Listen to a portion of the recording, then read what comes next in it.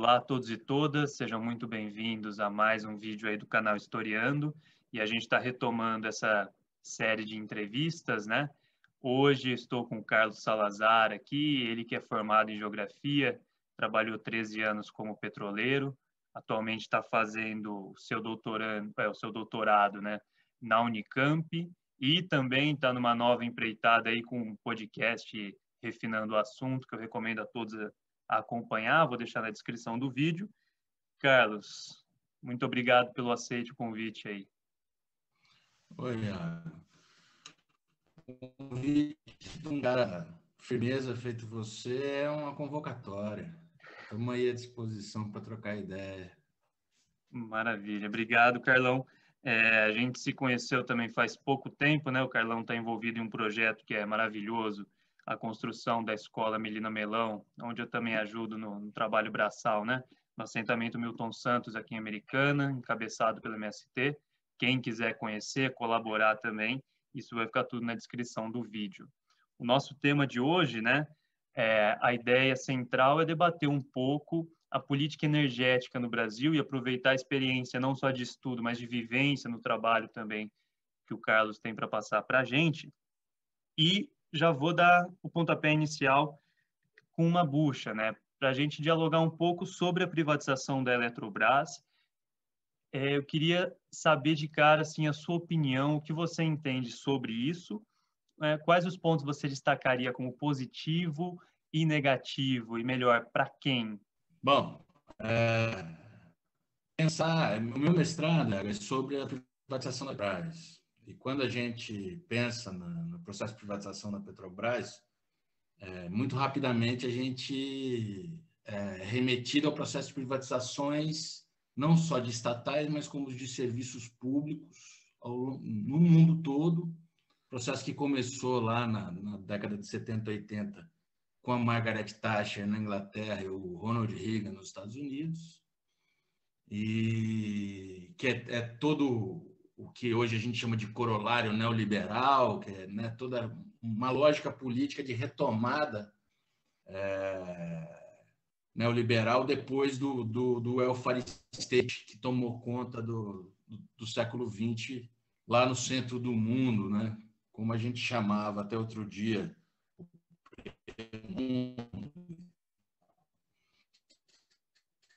O processo de privatização vai destrinchando.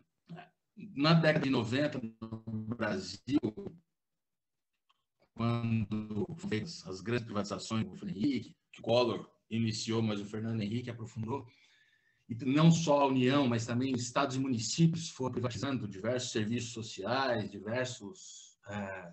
diversas estatais, e um discurso de uma eficiência do mercado diante do Estado. O mercado seria naturalmente mais apto a gerir as atividades econômicas do mundo, e o Estado seria naturalmente incompetente. Primeira coisa que é importante nesse debate a gente sempre tem em mente é que da década de 2000, 2010 para cá, lá naquilo que a gente chamava de primeiro mundo, na Europa, sobretudo, tem um processo grande de reestatização de diversos serviços, demonstrando que isso era, na verdade, mais um discurso do que propriamente uma constatação, né? Uhum. Até porque o mercado tem dificuldade, muitas vezes, de prestar serviços públicos com a mesma qualidade que o Estado é capaz de fazer devido à própria lógica de acumulação, né? Um exemplo que é sempre muito mais fácil da gente entender, por exemplo, é a privatização dos serviços de abastecimento e esgoto. A lógica de acumulação, que começa a reger os sistemas de abastecimento de água, é a lógica de quanto mais eu vender, melhor. Mais lucro isso vai gerar. E no caso do abastecimento de água, quando você tem uma crise hídrica, por exemplo, você encaminha a sociedade para a falta de água, porque a falta de água é, na verdade, o apogeu da capacidade de acumulação. que a gente observa diretamente no problema da Eletrobras. Se as usinas são geridas de maneira a otimizar o lucro, né? Aumentar o lucro e minimizar o custo, como dizem os economistas, a gente tem uma gestão da bacia, né? A gestão da vazante dos rios, a gestão da disponibilidade hídrica dos rios, sob uma lógica totalmente alheia à natureza do processo, de pluviosidade, da realidade biológica desse rio, da realidade de escoamento de água, das diversas barragens, como elas alteram o curso natural do rio. E a gente vai encaminhando para esse mundo que a gente chegou, Iago, que é esse mundo que muitas vezes parece que é o rabo que abana o cachorro, né? Como a gente diz popularmente. Esse mundo que os problemas chegam num nível de complexidade que o que dá mais na gente é desespero. E a gente começa a não ter esperança para diversos problemas que a sociedade vai encontrando. E tem muito a ver com isso, com essa tentativa de imprimir a lógica da acumulação financeira, o enriquecimento de quem já é rico, né? Assim, quando a gente fala acumulação financeira, é disso que nós estamos falando, a concentração dos mecanismos de acumulação, a concentração dos mecanismos de recebimento da renda produzida no mundo, esse é o processo de privatização. Tanto que o que a gente percebe, né, na pergunta que você me fez, falava assim, é bom e é ruim para quem? Algo assim, você perguntou. Muito claramente, os processos de privatização, quando a gente olha com lupa, ele passa mais por uma transferência do aparelho público, da estatal, da atividade pública, do serviço público, para o mercado. Essa na verdade, uma forma de premiar grandes grupos econômicos. Porque quando a gente pega, por exemplo, privatização da Vale do Rio Doce, o que a Vale do Rio Doce já tinha de minério estocado é equivalente ao que foi pago no leilão pela privatização da Vale. É um negócio da China. Né? É como se você comprasse uma casa para botar para alugar, fazendo uma metáfora bem rasa, mas é como se você comprasse uma casa para alugar e ela tivesse um carro dentro da casa que vale o valor que você pagou na casa. Entendi. No muito grosseiro, foi assim que foi amarrado pelo governo Fernando Henrique a privatização. E não só isso, diversas vezes o BNDES entra, os fundos dos trabalhadores das estatais, como a Petros, Eletros, Aeros, entram, que são fundos que são geridos por pessoas nomeadas pelos governos, porque são fundos de estatais, entram com um capital forte, viabilizando essa privatização. Então, o que existe é uma transferência de recurso público para um grupo privado passar a administrar esse serviço ou essa estatal. Então, a gente até poderia fazer uma discussão com pessoas que se auto-intitulam liberais, se haveria alguma vantagem em algum determinado tipo de serviço, porque haveria uma eficiência maior, porque existe um know-how. Os governos petistas fizeram isso, por exemplo. Na expansão dos aeroportos, o governo Dilma, ele abriu, não só o governo Dilma, ainda no governo Lula, no final do governo, abria a capital da Infraero para que houvesse investimento na expansão dos aeroportos, mas, sobretudo, uma lógica de fazer uma composição com empresas internacionais especializadas em gestão de aeroportos. Então, havia um discurso dentro do governo petista, né, do qual eu sou eleitor assíduo, então é uma autocrítica aqui, como se diz. Dentro do governo petista havia essa lógica de pegar a Infraero, uma empresa pública, e fazer um processo de licitatório dos novos aeroportos, da expansão dos aeroportos, na verdade, não só aeroportos, portos, rodovias funcionavam nessa lógica, que é essa lógica de trazer uma empresa que tenha um know-how internacional de gestão de aeroportos, de gestão de portos, de gestão de rodovias, para transferir essa responsabilidade da gestão para esse serviço. No caso da energia elétrica e da energia em geral, a gente está falando de um setor estratégico. O poder, né, quando a gente olha do ponto de vista da geografia para as sociedades, o poder das sociedades hoje está muito alicerçado na energia e na informação, os fluxos de energia e informação. Quando a gente volta no passado, isso também é verdade. E a informação não tinha tanta relevância quanto tem hoje. E a energia é a capacidade de uma sociedade, a quantidade de energia que ela consegue amealhar, que ela consegue organizar, que ela consegue fazer reproduzir na sociedade, está diretamente relacionada ao potencial dela no lugar que ela ocupa na divisão internacional do trabalho.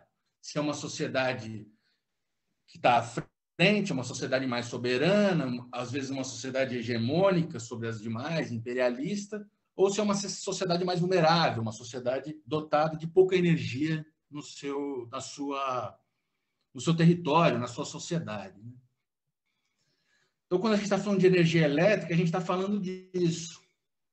E quando a gente pega, como nesses governos agora do Temer e agora do Bolsonaro, quando a gente olha, por exemplo, a maneira como a medida provisória está escrita, essa que passou no Senado agora e que autoriza, é uma lógica parecida com o que o Fernando Henrique fez com a Petrobras, que é uma abertura de capital da empresa. Isso significa que nós vamos colocar um sócio numa coisa que é nossa. É um pouco complicado de entender, porque é diferente da lógica que eu falei para você do caso da Infraero, que tem lá, é um assunto que a gente deve discutir também, mas não é nessa lógica. A lógica é, nós agora temos um sócio que tem poder de voto sobre como vai ser a gestão da Eletrobras. Então, no caso da Petrobras, é fácil, sim. O governo do Lula ou da Dilma queria fazer uma determinada coisa na Petrobras, uma linha de investimento, alguma coisa que fosse abaixar o preço do gás de cozinha, por exemplo, ou que fosse segurar o preço do óleo diesel. Isso tinha que ser negociado com os mercados internacionais, no caso a Bolsa de Nova York, sobretudo, que é onde tem a ação da Petrobras, na Bolsa de Nova York e aqui na Bovespa. Então, o preço, a cotação das ações, o comportamento que o mercado tinha diante de qualquer anúncio da Petrobras, do que ia ser feito ou não, passa a ser gerido não só pelo, como se diz, o humor do mercado, mas também pelas normas do sistema financeiro internacional. E no caso da Bolsa de Nova York, do coração do sistema financeiro internacional. Pelo menos até aqui. Pelo menos até Pequim passar eles aí. Não sei se isso vai acontecer ou não. Mas, de qualquer maneira, quando deu aquele absurdo da Lava Jato aqui, né, a maneira como o judiciário brasileiro, porque não foi só aquele juiz e aquele promotor, o judiciário brasileiro avalizou esse processo que hoje a gente sabe que foi canalha na maneira como a Lava Jato foi tocada. A Petrobras remunerou em bilhões de dólares os acionistas estrangeiros por conta dos regramentos que ela é obrigada a cumprir por ter ações na Bolsa de Nova York. Então, a soberania do país, a capacidade do Brasil ter a Petrobras trabalhando para o território nacional está totalmente rachada, ainda que ela não tenha sido privatizada como a Vale de porteira fechada, vai, pega e administra. Quem continua administrando é o Estado brasileiro, que é o que vai acontecer com a Eletrobras. E no caso da medida provisória, e ela é curtinha, é fácil de achar, está lá no site do Senado, acabei de dar uma olhada nela. Tem uma parte do texto que é muito clara. A responsabilidade hídrica é da Eletrobras. É isso que está no texto da medida provisória. Isso significa dizer que o Keynes ensinou lá no começo do século XX que os economistas, que os empresários, que os capitalistas têm a preferência pela liquidez. Isso significa que ele prefere dinheiro vivo, líquido, móvel, do que ele fixado. E olha o que acontece hoje, nesse caso. Eles têm o dinheiro volátil, não é nem líquido, é indo para gasoso. E a responsabilidade material é da Eletrobras. Qualquer porcaria que acontecer, qualquer absurdo que acontecer, o capital fixo é da estatal. Então, a privatização hoje também tem essa diferença para a década de 90, que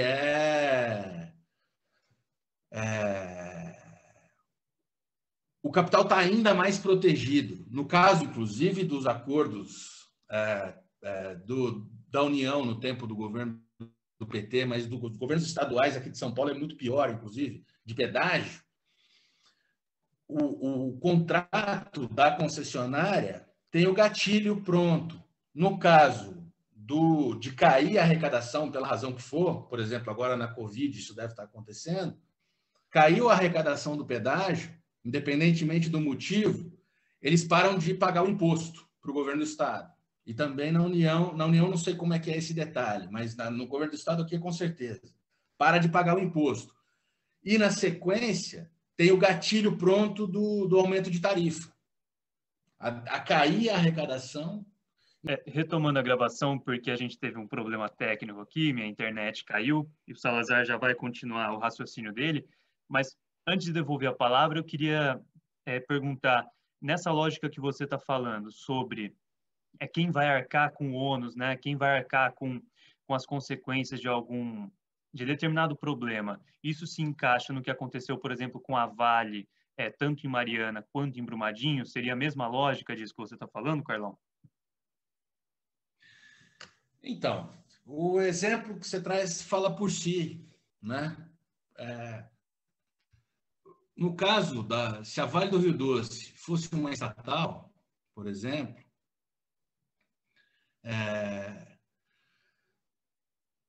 eu não voto para presidente do Itaú, eu não voto para presidente da Coca-Cola, eu não voto para presidente da Google, mas eu voto para presidente do meu país. E ele indica o presidente das estatais, os presidentes das estatais. Então, a nossa capacidade de intervir não só com o povo organizado, mas também com as instituições do país é imediato. O cara teria caído. Na primeira ocorrência, o cara teria caído. E a lógica de produção da estatal teria que ser revista, no caso de ter acontecido o que aconteceu. E o exemplo é bom, Iago, porque é justamente a lógica da otimização. Dá para ver os engenheiros, quem trabalha em indústria pesada, como eu trabalhei, facilmente reconhece a discussão de não, dá para esticar mais um pouquinho a corda. Vamos ver se o equipamento aguenta. Vai.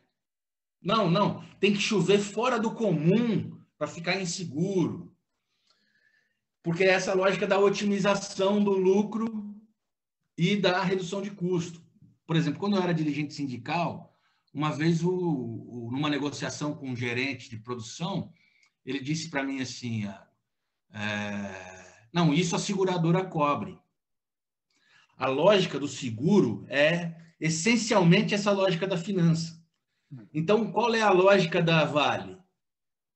Trabalhar no limite financeiro.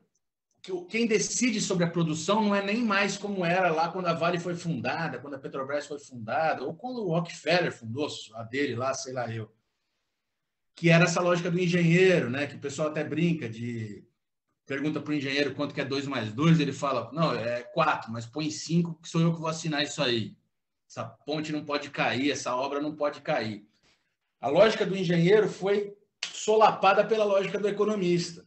E quando isso ideologicamente no mundo, quando isso vira a lógica da gestão, e ela vira a lógica única da gestão da empresa, e a gente vai para esse risco, que era eu negociando com o gerente de produção e falando do risco de vida nosso, numa coisa de segurança. E ele dizendo, não, isso a seguradora cobre. Porque então ele está calculando só na lógica da finança. Ele fala, eu vou esticar a corda, eu vou deixar a produção acontecer, não tem importância que aconteça um sinistro, porque esse sinistro vai está segurado. Esse tipo de sinistro a seguradora cobre. Então é essa lógica financeira que passa a ser a única coisa que importa, que é essa lógica das metas, que nós todos estamos inseridos nela hoje, né? Inclusive, quem trabalha com o YouTube, como você trabalha, corre sempre esse risco também, que é de negar aquilo que eram os fundamentos originais do seu projeto em nome de ser capaz de bater mais metas, de conseguir mais alcances. O que não é ruim em si também, né? Não tem problema a gente querer expandir, a gente querer bater meta, a gente ser organizado. Nada disso é um problema. O problema é essa lógica ser a lógica exclusiva e ser aquela que é a que define como que o mundo vai girar, como que a produção vai ser feita.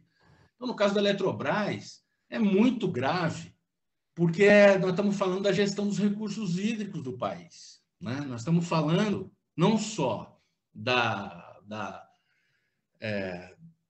do problema econômico, que é qual que é a tendência natural. Vamos pegar a Petrobras, não vamos falar em cima do que será que aconteça. Você põe a Petrobras sob essa lógica, o que aconteceu? A Dilma era criticada porque a gasolina estava R$ 2,50. A gasolina chegou a bater R$ 6 já. Era criticada porque estava cara a gasolina, R$ 2,50.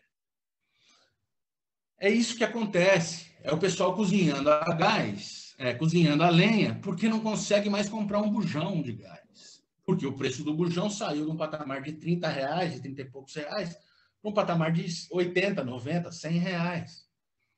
Sendo que quem consome o bujão de gás é justamente aquela avó que toma conta daquele neto de um filho que fugiu, de uma filha que foi trabalhar não sei aonde, deixou.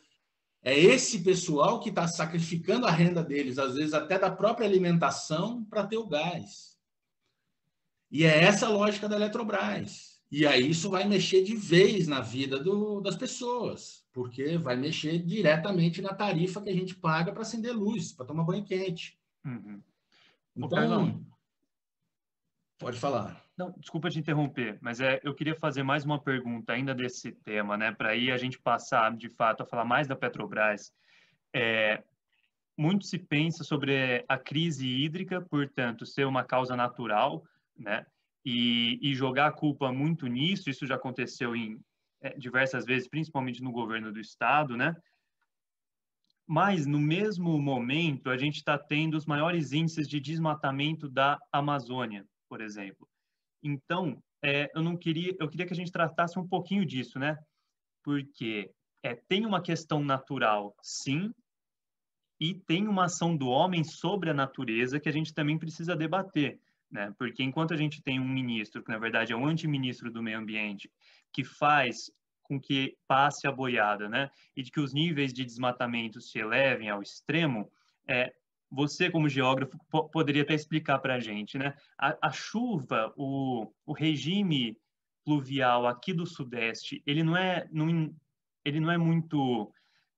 o que interfere não é, na verdade, o que vem da Amazônia, não tem uma questão dos ventos e dos ciclos dessa chuva que está diretamente relacionado, ou é besteira isso que eu estou falando?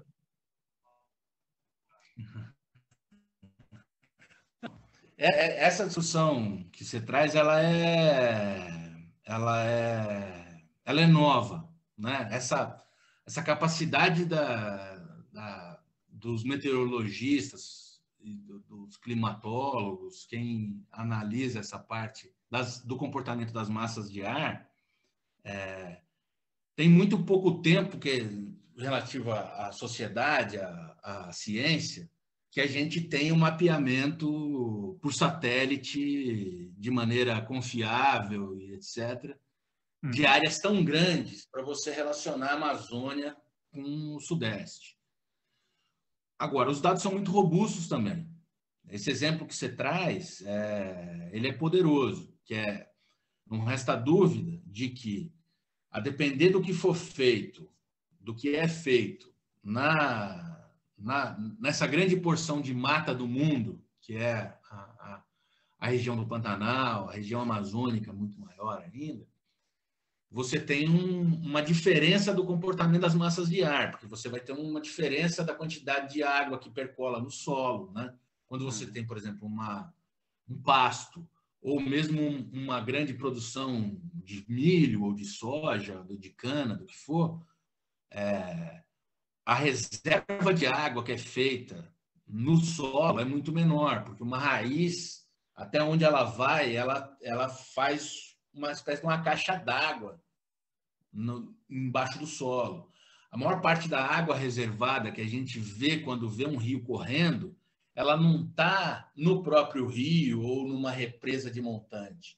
Ela está no solo que vai fornecendo aquela água mesmo em tempos de estiagem.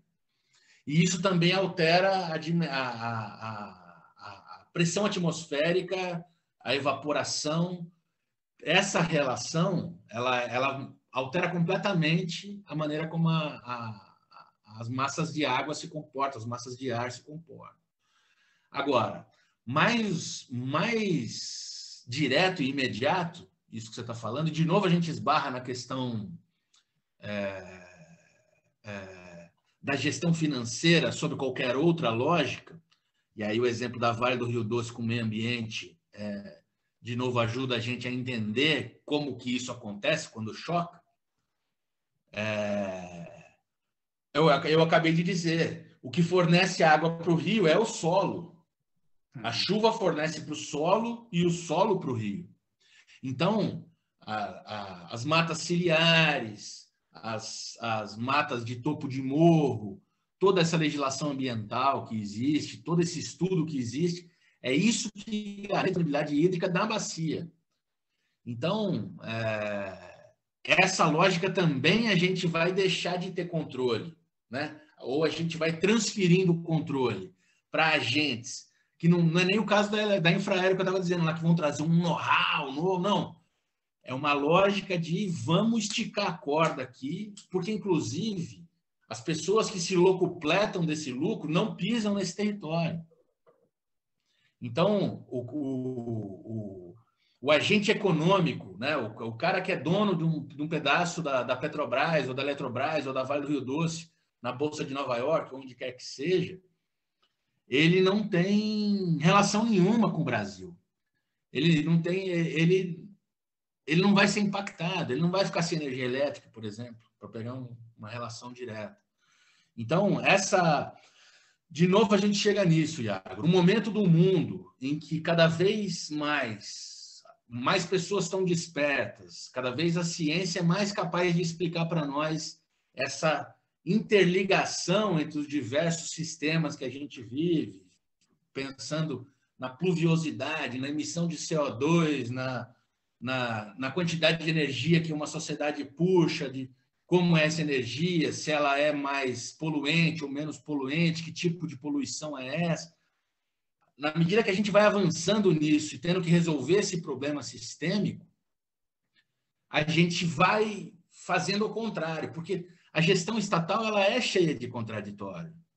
A Lava Jato ela não existiu à toa também. Inclusive, porque é um pedaço do Estado, o judiciário é um pedaço do Estado, mas também agentes da própria Petrobras se locupletavam de corrupção e etc. A gestão estatal ela também é complicada. Agora, ela é mais próxima da sociedade, ela é mais próxima da nação, do povo, das pessoas, do que um grupo internacional que é dono de capital e que fala assim, eu quero mais lucro. Não me importa direito como ele vai vir. Ah, tem problema? Então faz seguro. E aí também o cara é dono da seguradora. E essa lógica vai extraindo o valor do território e transferindo das sociedades e transferindo para essa ciranda financeira. E que vai, nunca tivemos tantos bilionários no mundo e nunca tivemos tantas pessoas passando fome. É esse o mundo que nós criamos. E aí eu já vou encaminhar, de fato, para outra pergunta referente à Petrobras, mas só para completar essa sua fala, né, tentar complementar. Eu não quero fazer uma análise extremamente holística ou exagerar nos fatos, mas é apenas para a gente refletir, né? Que então, quando a gente pensa em um projeto de Estado, um projeto de desenvolvimento, não sei se você vai concordar, mas pela sua fala eu acredito que sim, não dá para a gente pensar as questões de meio ambiente, de produtividade, de produção elétrica de formas separadas, né? E isso tudo são ferramentas que estão dentro de um projeto de desenvolvimento, né? Portanto, não sei, não é forçar a barra a gente dizer, por exemplo, que a reforma agrária, que propõe então uma distribuição de terra, a mudança na lógica de produzir e cultivar as terras, está diretamente relacionada a uma proteção ambiental. Essa proteção ambiental está relacionada à nossa questão de produção elétrica, de energia de forma geral, e acho que isso que é interessante, né? Que acho que a nossa conversa aqui pode trazer. E aí já vou fazer a pergunta, então, do que você acabou de falar, sobre o retorno que as estatais, então, dão à sociedade. Você disse que as estatais elas estão mais próximas da sociedade. E aí eu tenho um dado que está, acho que na elite do atraso do Gessé de Souza, se eu não me engano, era na casa dos 45%, 46%, não me lembro, mas era um valor muito alto de todo o dinheiro que circulava no Rio de Janeiro, né, como se fosse o PIB do Rio de Janeiro, era proveniente da Petrobras. Se você puder entrar um pouco nesse tema, né, de como as estatais dão um certo retorno à sociedade, que as empresas privadas não têm essa responsabilidade, acho que é um caminho interessante. Bom, no caso disso que você está falando, aí você está falando já desse capital.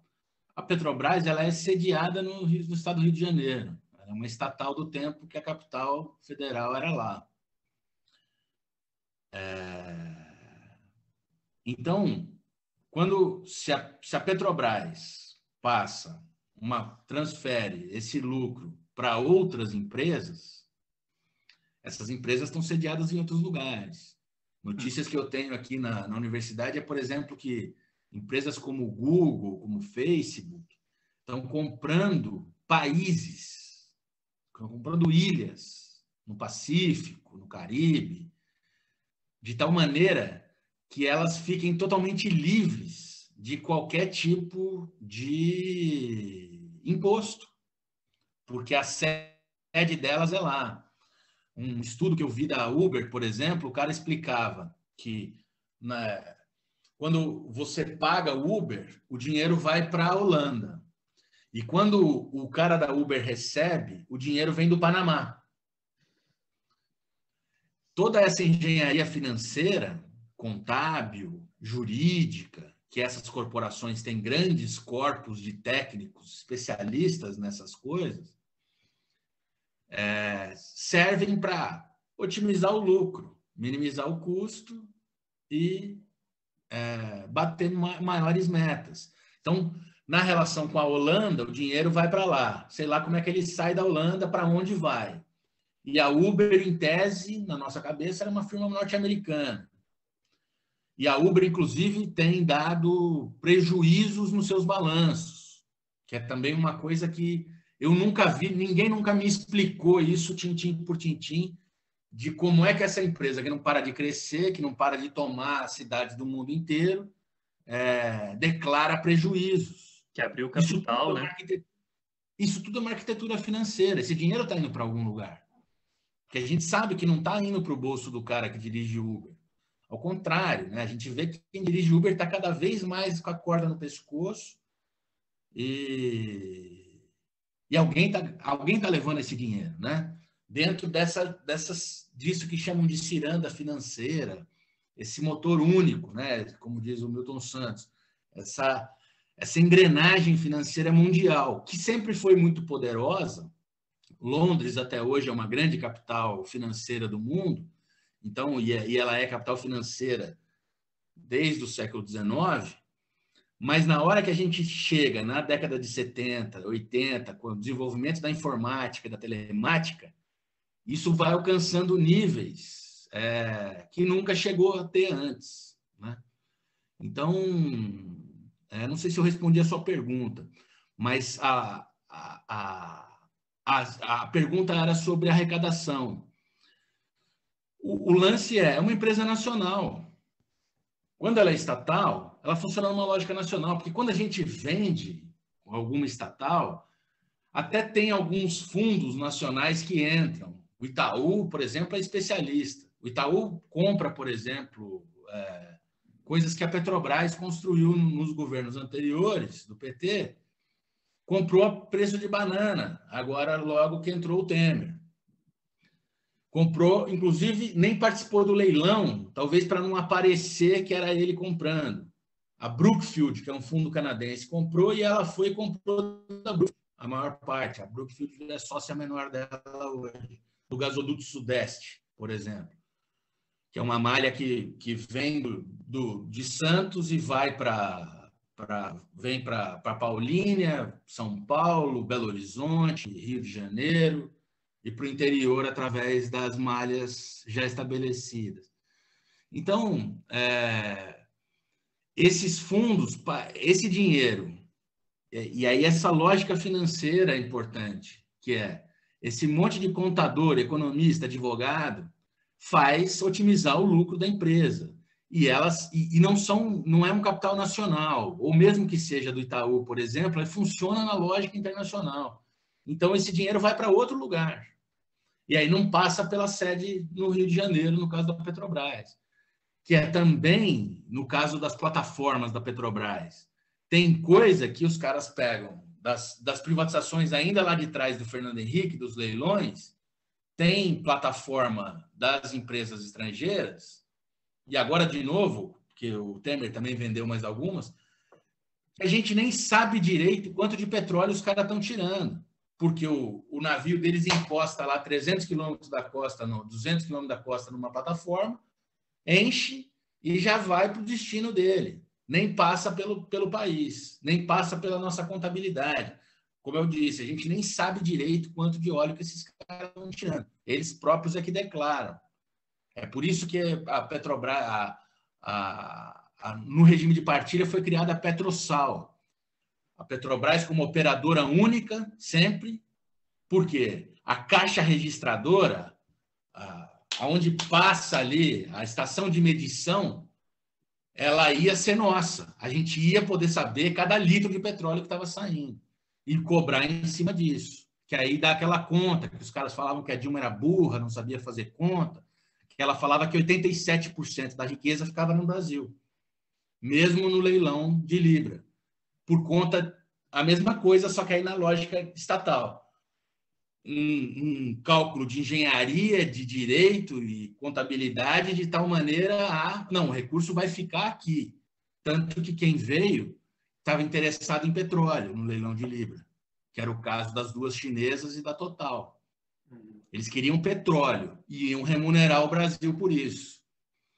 E a Petrobras, operadora única do sistema.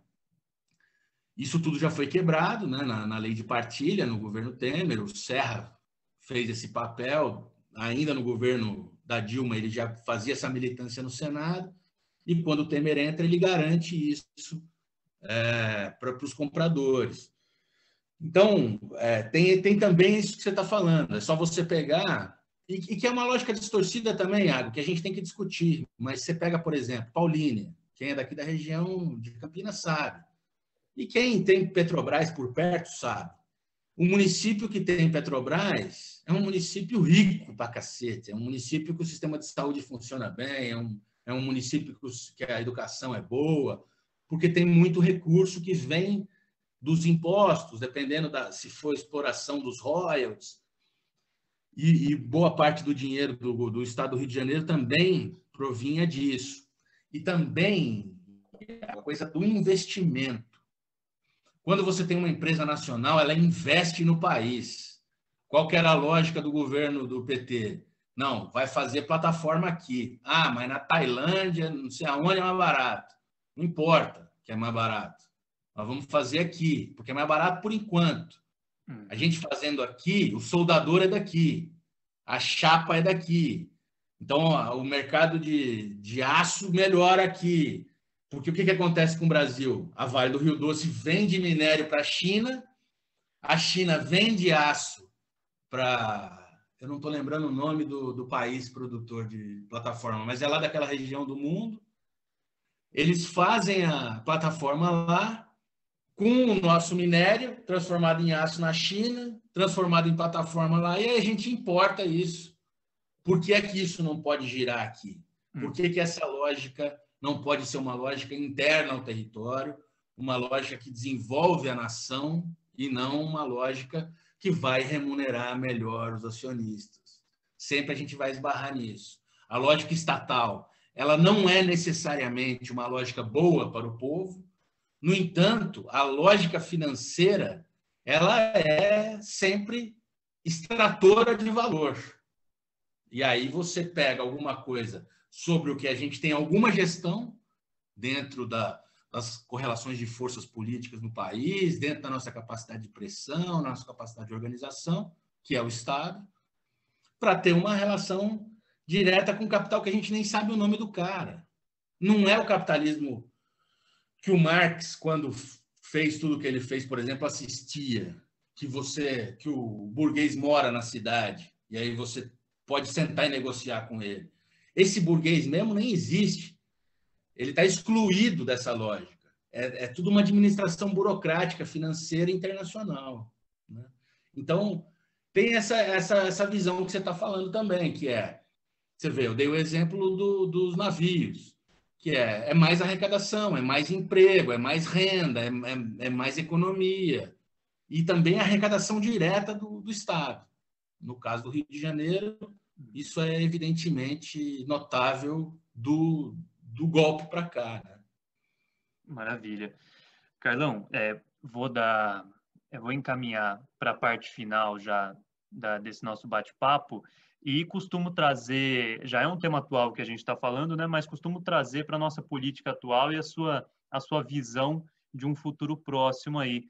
Sinta-se à vontade para fazer ou não também, se não quiser entrar nesse tema, mas eu queria saber a sua visão sobre esses próximos 2 anos pré-eleição, esses acordos que estão se fazendo, e se você acha que tem política fora dessa lógica neoliberal tendo espaço nesses acordos. Sinta-se à vontade.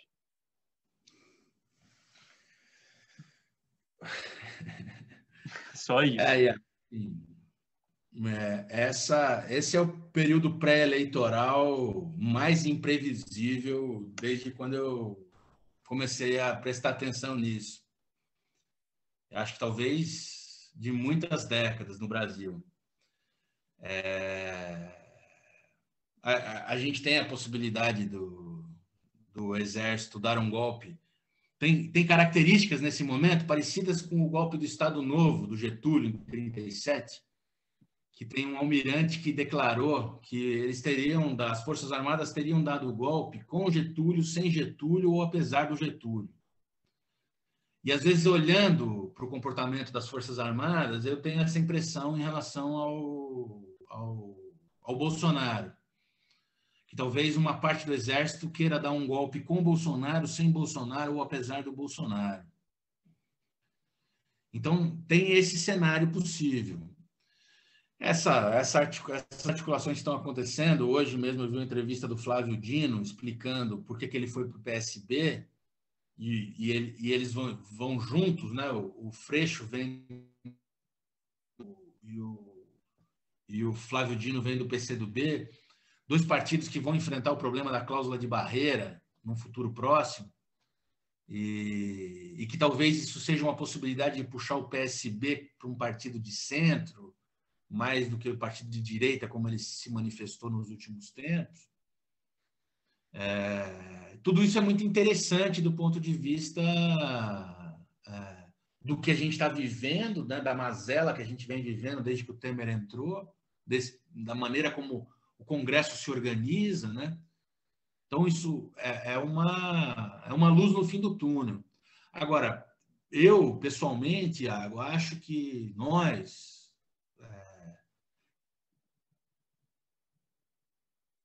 organização, porque se estivéssemos mais organizados, talvez a gente tivesse segurado o processo do golpe.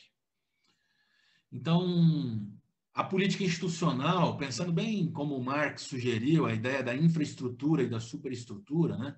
A infraestrutura, aquilo que está diretamente relacionado à economia real, à produção, ao trabalho, e a superestrutura, essas instituições todas que são resultado da luta de classes, que são resultado das relações de produção. O Estado é resultado das relações de produção. Então, quanto mais organizado nós estamos, mais essas variáveis, que são importantes para a dinâmica civilizatória, para a maneira como a gente conduz esse capitalismo, até querendo superá-lo, mas depende da nossa capacidade organizativa. Você tem convivido com o pessoal do Movimento Sem Terra, e esse exemplo é muito bom, porque desde o golpe, o que eles fizeram? Eles passaram a produzir renda no assentamento a partir da solidariedade com sindicatos, da solidariedade com comunidades como daqui de Barão Geraldo, que aderiu à compra das cestas, as cestas de produtos do Movimento Sem Terra, sobretudo dos assentamentos da região de Limeira e Americana. Então, isso é a organização daquele povo ali, né? Eles se organizaram para conquistar a terra, né? Foi o governo Dilma, o governo Lula quem assentou o Milton Santos, por exemplo, ali em Americana. Isso é verdade, mas aquele povo está organizado desde que o mundo é mundo, né? Desde a década de 80 que o MST está organizado aqui na região. Desde a década de 80 que tem um trabalho de conscientização, de organização dos trabalhadores, e que é suado, quem convive num assentamento também vai perdendo as ilusões de que o povo é naturalmente bom e injustiçado. Não é assim. Na hora que você estabelece uma organização dos trabalhadores, a gente percebe todos esses valores podres dessa sociedade velha, individualista, manifestado ali no seio dos trabalhadores, e isso é no dia a dia da luta que isso vai sendo lapidado, agitado, conversado. E agora, sem recurso financeiro nenhum do Estado, né? Porque o governo do Estado é ruim, o governo federal é ruim, e aí não tem as verbas todas que vão pingando na mão dos pobres. Então, secaram o assentamento nesses últimos anos, e a capacidade de organização deles, da relação deles com a sociedade organizada também nos sindicatos, nas comunidades da cidade, é o que permite a eles a sobrevivência do assentamento, o vicejamento, inclusive, né? Eles estão bem, você tem visto lá, de todo mundo, pobres que a gente consegue ter notícia nesse processo da pandemia, que está sofrendo economicamente, pensando só nisso, né, sem falar no problema maior das mortes, eles estão bem, cara. Eles estão indo bem. E isso é resultado econômico da luta política, da capacidade de organização de baixo para cima. Porque não dá mesmo para confiar em governo. Nunca dá. Por melhor que seja o governo. É contraditório, sobretudo no modo de produção capitalista. As pressões são muito grandes. E você vê, por exemplo, o caso do Ciro Gomes. Até outro dia tinha muita gente nossa que, tinha o Ciro Gomes em alta conta. Eu mesmo gostava dele, votaria nele numa boa. Aí, de repente, você vê como que ele dá uma espelhada e vira isso que ele está virando, essa coisa esquisita que ele virou.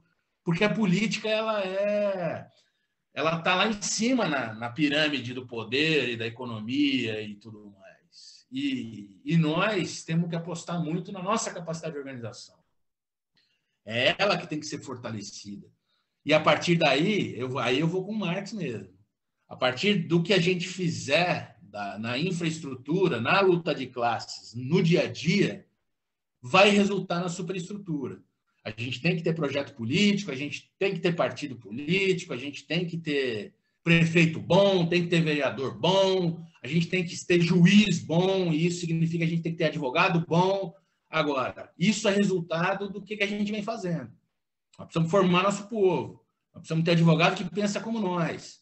Não pensa como nós doutrinariamente, mas que é dos nossos, que é pelo povo, que é por uma outra lógica de gestão do mundo, de administração das coisas, que aí vai passar por todos esses assuntos que nós passamos aqui, porque nós vamos falar até das árvores, nós vamos falar de todas as espécies, nós vamos falar do regime hídrico, nós vamos falar de um novo modo de estar no mundo.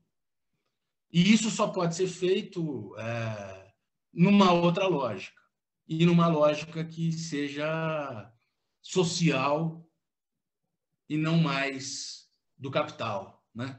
Ser da história, espero não dar uma piruada, mas pensando nessa lógica, a gente veio no momento em que o escravismo era o motor da história.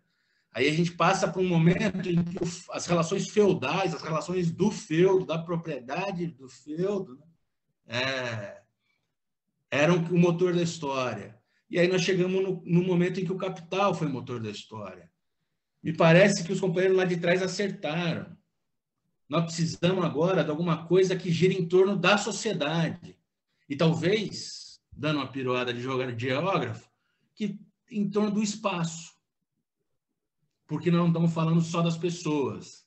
Nós estamos falando dos biomas, nós estamos falando do solo, nós estamos falando das águas, dos mares. Nós estamos falando de uma lógica que seja o motor da história e que gire em torno de todos nós, irmanados. Isso é utópico, mas quando a gente vai ao assentamento e constrói uma escola só na base da solidariedade, a gente vê que a utopia também não é tão irrealizável assim. A questão é a gente ser capaz de se organizar, de ser solidário e construir esse outro mundo. Eu acho que a gente não podia chegar ao final com uma fala mais inspiradora, né? Que a gente precisa disso no momento que a gente está vivendo, não só de caos político e econômico que a gente conversou, mas no momento de isolamento, né? Social e falta. Eu sinto afeto na sua fala, eu sinto empatia, né? Porque eu insisto na questão do tempo, já que você trouxe o espaço, né, do geógrafo, eu insisto na questão do tempo do historiador, de que o mundo não existe, não começou com os nossos avós, né? E o mundo não vai acabar com os nossos netos. O mundo já estava aqui há muito tempo, as coisas nem sempre foram assim, não vão ser assim sempre. A questão é como que a gente vai atuar nesse pequeno espaço de tempo que a gente tem a oportunidade de estar aqui e que mundo que a gente vai deixar, né? Agora, também é uma opção quem não tem essa preocupação, mas a gente sente pulsar essa necessidade, né?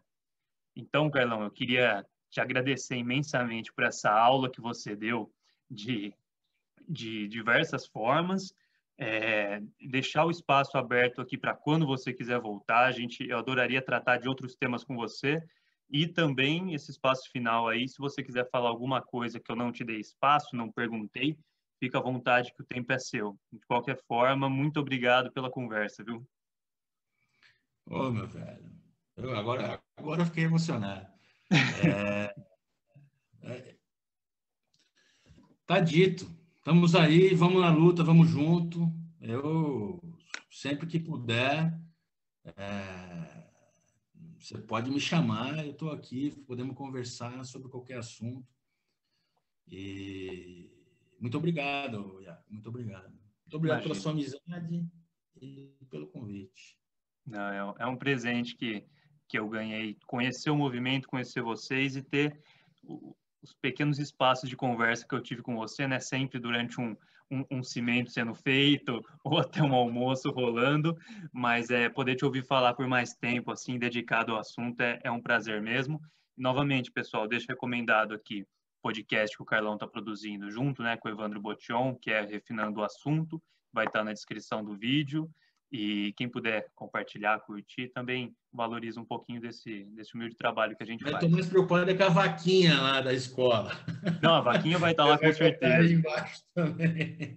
Não, a vaquinha da construção da Escola Melina Melão, aqui no assentamento Milton Santos, em Americana, vai estar na descrição do vídeo. Quem puder contribuir com o valor que for, e quem quiser contribuir também no trabalho em si, as obras acontecem, né, no sábado de manhã, e essas informações vocês também encontram no Instagram, que agora a escola tem, que também vai estar disponível lá. Carlão, obrigado, um abraço a todos e todas que ficaram até aqui, até uma próxima.